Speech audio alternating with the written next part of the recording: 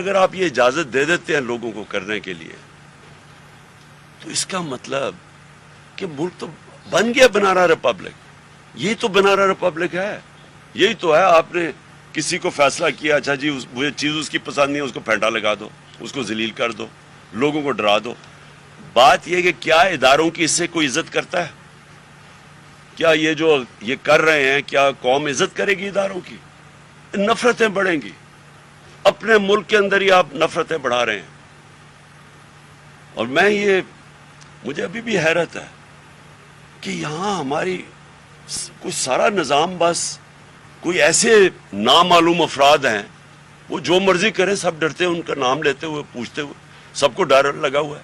Social media کے لڑکوں نے مجھے بتایا پنجاب میں ہماری گورنمنٹ ہے, وہاں آتے جی جب کسی کو اچھا جی اس نے سوشل میڈیا میں کوئی ٹویٹ کر دیا, اٹھا کے اس کے لے کے اس کو مار پینٹا لگا کے اس کو اگلے دن گھر پہ لے آتے ہیں.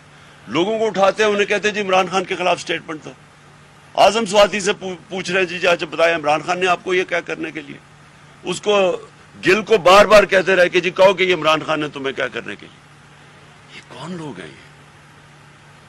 یہ اس ملک کو فائدہ نہیں پہنچا رہا ہے, یہ ملک کے دشمن ہیں, یہ ہمارے ملک کو تباہ کر رہے ہیں. ان حرکتوں سے نہ کسی ادارے کی عزت بڑھتی ہے, نہ اس ملک کے اندر کسی قسم کی جمہوریت آگے بڑھتی ہے. لوگوں کی آزادی رائے کو اس طرح بند کر کے کبھی کسی کو عزت نہیں ملی. یہ معاشرے کی تباہی کی طرف ہم لے کے جا رہے ہیں. اور سارا کیا کس کے لیے جا رہا ہے؟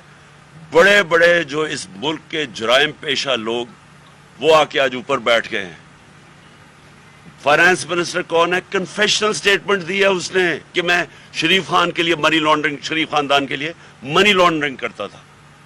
ہدایبہ پیپر مل میں اس کی کنفیشنل سٹیٹمنٹ ہے. اس کے اوپر بی بی سی فلم بنی ہوئی ہے, وہ قاضی فیملی جو لنڈن چوری کر کے پیسہ وہاں بھیجتا تھا.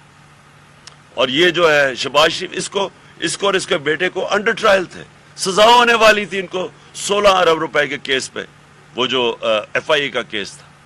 نواز شریف وہ بیٹھ کے فیصلہ کر رہے ہیں, مفرور ملک کا مجرم ہے, وہ باہر جا کے ملک کے فیصلے کر رہے ہیں. جی آرمی چیف بھاگے جا رہے ہیں, اسے فیصلے لے رہے ہیں.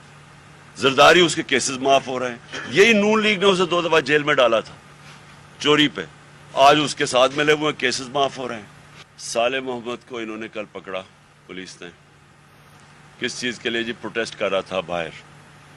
پروٹیسٹ کس کر رہا ہے کہ یہ ایک بددیانت دار الیکشن کمیشنر نے جو فیصلہ دیا ہے, یہ کسی بھی قانون کسی وکیل سے پوچھ لیں کہ کبھی اس طرح کا احمقانہ فیصلہ کوئی دے سکتا ہے, کسی سے پوچھ لیں. اور اس کے پروٹیسٹ کر رہا ہے, اور اس کے پر یہ صالح محمد کی تصویر ہے. اس کے گلے میں انہوں نے اسلام آباد پولیس نے وہ ڈالا ہوا ہے جس طرح کہ یہ کوئی ملک کا بڑا مجرم ہے. یہ ایم این اے ہے جس سے انہوں نے یہ بھی تصویر کھچائی ہے.